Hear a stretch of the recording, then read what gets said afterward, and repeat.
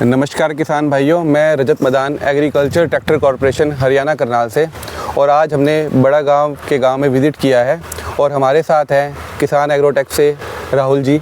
और हम एक जेन्युइन फीडबैक लेने आए हैं कि जो एक नॉर्मल फार्मिंग होती है और एक जो प्रोडक्टिव फार्मिंग होती है जिसके अंदर नेट हाउस या पॉली हाउस या केवल पर्निंग के स्ट्रक्चर लगाए जाते हैं, उसमें क्या फ़र्क है। और आपको मैं एक चीज़ नॉर्मली बताना चाहूँगा कि हरियाणा के अंदर अगर कोई नेट हाउस के अंदर नंबर 1 की कंपनी है वो इन्हीं की कंपनी है, तो ये किस बारीकियों पे ध्यान देते हैं, स्ट्रक्चर के अंदर क्या क्या चीज़ें देखते हैं और क्या क्या रिक्वायरमेंट होती है। तो एक नॉर्मल डिस्कशन करने के लिए हम आए हैं।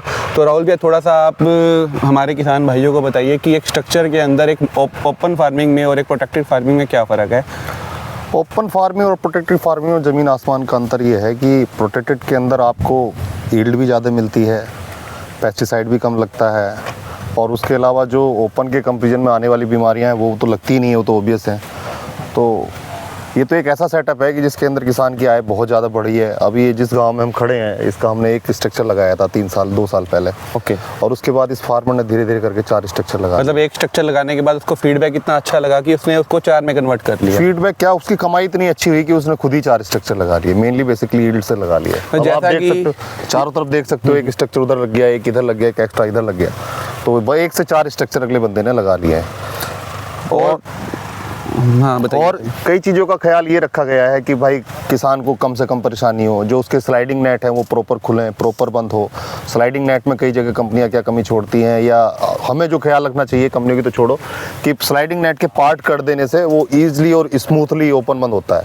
अगर किसी किसान की कोई क्रॉप किसी पर्टिकुलरली सेगमेंट की ख़त्म होगी तो वो वहाँ का अलग से ऑपरेट कर सके, उस हिसाब चीज़ों का ख्याल रखा जाता है। टॉप पर इंसेक्ट नेट लगाते हैं।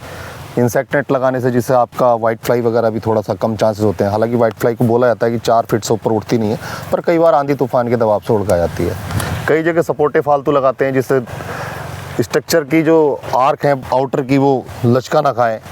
तो यही 5-7 चीज़ों का ख्याल रखें, किसान को अच्छी सर्विस देते हैं टाइम पे। अगर किसान का डैमेज हो गया तो अगर टाइम पर सर्विस दी है आपने, टाइम पर अच्छा मटेरियल लगाया है, तो किसान की प्रोडक्टिविटी आएगी।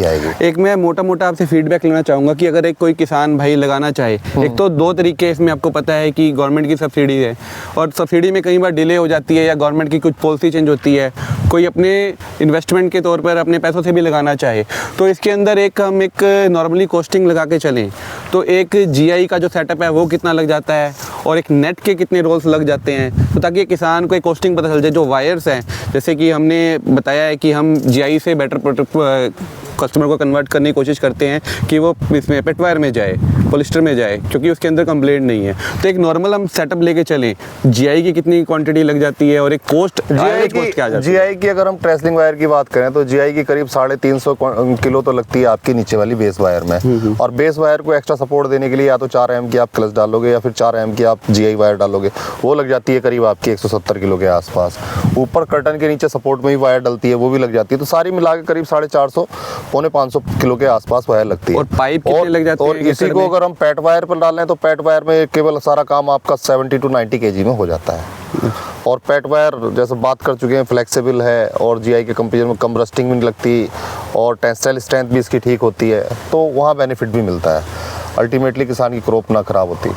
तो जैसा दोस्तों किसान भाइयों आपको राहुल जी ने बताया कि इसके अंदर क्या क्या क्वालिटीज़ है, क्या कंपैरिजन है और कितना बेनिफिट हो जाता है किसान को, तो इसमें जैसे सेटअप में बताना चाहूँगा तकरीबन 8 से 8.5 टन का GI लगता है। बाकी आपका इंसेट नेट टॉप में या शेड नेट आप लगा सकते हो और बीच में आप सेकंड लेयर के अंदर भी स्लाइडिंग के लिए नेट लगा सकते हो। तो हमारे पास ये सारा material A to Z available रहता है, इंक्लूडिंग ड्रिप सिस्टम। तो आप हमें किसी भी मटेरियल से संबंधित कॉन्टैक्ट कर सकते हैं, हमारी कॉन्टैक्ट इन्फॉर्मेशन आपको वीडियो के अंदर शेयर कर दी जाएगी। तो आपका बहुत बहुत धन्यवाद।